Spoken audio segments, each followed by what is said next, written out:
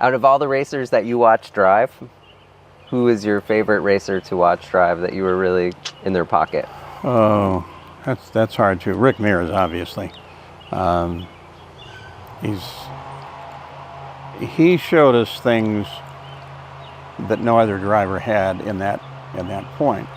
Aerodynamics being one of them. Rick had, and I had a great relationship with him.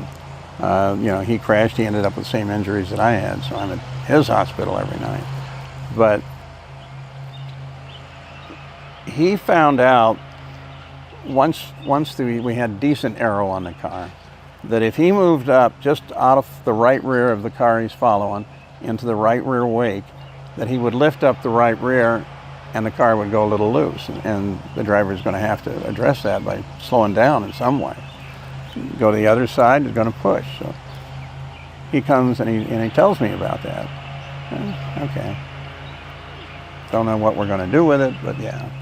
And he's also telling me that at Indy, one, you don't lift, and two, you move your hands like 1/8 of an inch.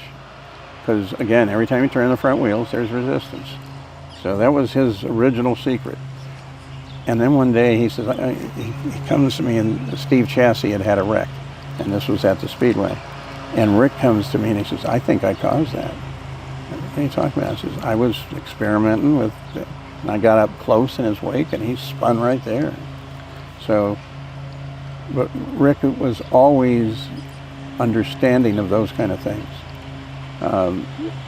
And he would learn how to subtly use them. He wouldn't show everybody all of his tricks. But, yeah.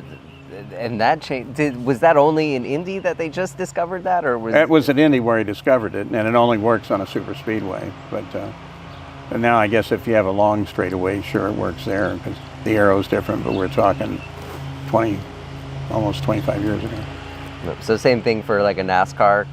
Yeah, well, you see it when they're working the draft. But the draft with them, I think, originally started with, I know if I get behind a guy in front of me and stay there, it's creating a vacuum, and at one point I can dart out and I'll be going faster than he will. Actually controlling the car in front of you came on kind of gradually. Everybody knows it and everybody does it now. But Rick was the guy that figured the whole thing out.